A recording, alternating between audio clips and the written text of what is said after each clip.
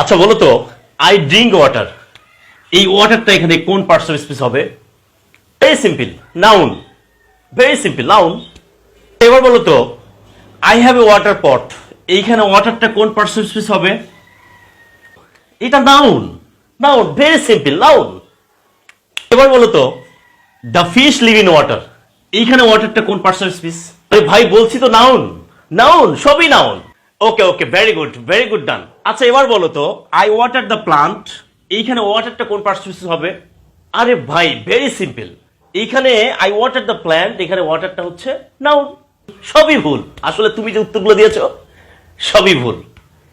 একটা জায়গায় ঠিক উত্তর দিয়েছো, কিন্তু সেটিও তুমি জানো না কেন সঠিক। আজকে আমাদের আজকের এই ক্লাস টপিকসটা হচ্ছে পার্টস অফ স্পিচ এর বেসিক ধারণা, যেটার সবগুলো প্রশ্নের মধ্যেই ওয়াটার রয়েছে। আমরা ওয়াটার দেখলেই মনে করি নাউন, কিন্তু না। এই যে ভুল ধারণা থেকে আজকে আমরা বের হয়ে আসবো, হাজার বছরের পুরাতন যে ভুল ধারণা, সেই ধারণা থেকে আজকে আমরা বের হয়ে আসবো। আজকে আমাদের কাছে পার্টস অফ স্পিচটা পানির মতো সহজ হয়ে যাবে। জাস্ট তার আগে একটু পানি খেয়ে নেই। ওকে, পানি পানি পানি, পার্টস অফ স্পিচ হবে পানি। পিতে পানি, পিতে পার্টস অফ স্পিচ, এই জিনিসটা মনে রাখতে হবে। এইখানে প্রথম যে প্রশ্নটা ছিল সেটি হলো আই ড্রিঙ্ক ওয়াটার, মানে হচ্ছে আমি পানি পান করি। আমি কি পান করি? আমি পানি পান করি। আমি পানি পান করি। জাস্ট এইটা, এইটা এই ড্রিঙ্ক ওয়াটার, এটা কি হবে?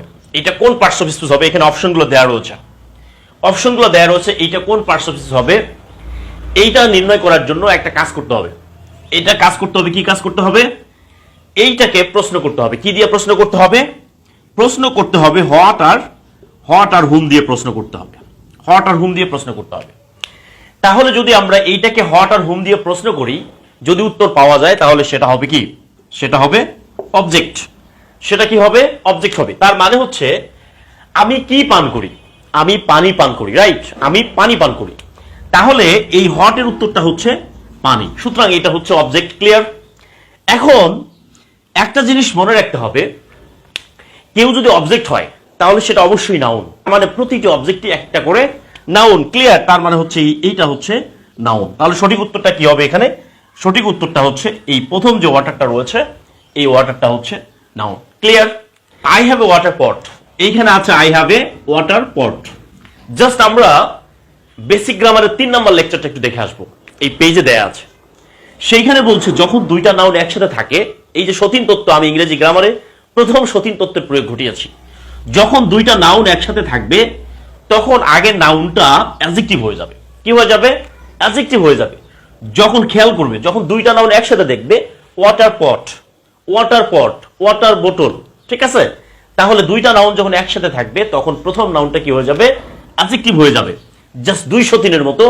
প্রথম বিয়ে করলে প্রথম বউয়ের যে মর্যাদা একটু বেশি থাকে, ঠিক সেরকম মনে রাখতে হবে এই ওয়াটারটা হচ্ছে সাদিয়া আর এটা হচ্ছে নাদিয়া। তাহলে সাদিয়ার ভ্যালুয়েশন সবসময় একটু বেশি থাকবে, এটা হয়ে যাবে অ্যাডজেক্টিভ। এটা কি হয়ে যাবে? এটা হয়ে যাবে অ্যাডজেক্টিভ। সুতরাং এই আই হ্যাভ এ ওয়াটার পট, এখানে ওয়াটারটা হচ্ছে অ্যাডজেক্টিভ। ক্লিয়ার? এটা হচ্ছে অ্যাডজেক্টিভ। 3 নম্বর প্রশ্নটা দেখো। 3 নম্বর প্রশ্নে বলছে, 3 নম্বর প্রশ্ন বলছে the fish live in water. এটা মানে হচ্ছে মাছরা পানিতে বাস করে। মাছরা কোথায় বাস করে? মাছরা পানিতে বাস করে। তাহলে কোথায়? মাছরা কোথায় বাস করে? একটা জিনিস মনে রাখতে হবে, পার্টস অফ স্পিচ হচ্ছে অর্থের সাথে সম্পর্কিত। এট ফার্স্ট যদি প্রশ্নটাকে বাংলায় করে নিতে পারো, তাহলে এটার অর্থ বোঝাটা সহজ হবে। জাস্ট এখানে মাছরা কোথায় বাস করে প্রশ্ন করো, মাছরা কোথায় বাস করে? কোথায়? এইখানে কিন্তু হোয়াট আর হুম দিয়ে প্রশ্ন করলে এটা আসে না। তাহলে মাছরা কি বাস করে হচ্ছে না, মাছরা কাকে বাস করে হচ্ছে না। তার মানে হচ্ছে এইটা একটু চেঞ্জ করতে হবে। তাহলে এইটা কি হবে? এটা কি অ্যাডজেক্টিভ হবে নাকি নাউন হবে নাকি অ্যাডভার্ব হবে? এটা আমরা কিভাবে চিনবো? এইটা চেনার জন্য আরেকটা কাজ করতে হবে। সেই কাজটা কি? সেই কাজটা হচ্ছে হোয়ার, হোয়েন, হোয়াই আর হচ্ছে হাউ। এই চারটার যে কোনো একটা দিয়ে এটাকে প্রশ্ন করতে হবে। তাহলে where, when, why, how, just মনে রাখতে হবে where, when, why, how, where, when, why, how, where, when, why, how, where, when, why, how. এই চারটা প্রশ্ন উত্তর সবসময় কি হয়? এই চারটা প্রশ্ন উত্তর সবসময় অ্যাডভার্ব হয়। কি হয়? অ্যাডভার্ব হয়। তাহলে এই চারটার মধ্যে দেখো যে মাছটা কোথায় বাস করে, কোথায়? মাছটা পানিতে বাস করে। তাহলে এই যে আনসার অফ হোয়ার, তাহলে সুতরাং এটা হয়ে যাচ্ছে অ্যাডভার্ব। এবার কোশ্চেন নাম্বার 4 দেখো। কোশ্চেন নাম্বার 4, 4 নম্বর প্রশ্নে বলা হচ্ছে আই ওয়াটার দ্য প্লান্ট, মানে হচ্ছে আমি প্ল্যান্ট, বাগান, অর্থাৎ আমি বাগানে পানি দেই। ওকে, আমি বাগানে কি দেই? পানি দেই। তার মানে হচ্ছে ওয়াটার হচ্ছে পানি দেওয়া, মানে সেচ দেওয়া অর্থে ব্যবহার করা হয়েছে। একটা জিনিস মনে রাখবে, প্রতিটি সেন্টেন্সের মধ্যে একটা ভার্ব থাকতেই হবে। ভার্ব ছাড়া কোনো সেন্টেন্স হয় না। তাহলে এই আইটা যদি সাবজেক্ট হয়, ওয়াটারটার বাদ দিলাম, the plant, I water the plant, তার মানে এইটা কিন্তু কি না, এটা হচ্ছে কোনো কি না, কোনো ভার্ব না। তার মানে হচ্ছে নিশ্চয়ই এটাই ভার্ব।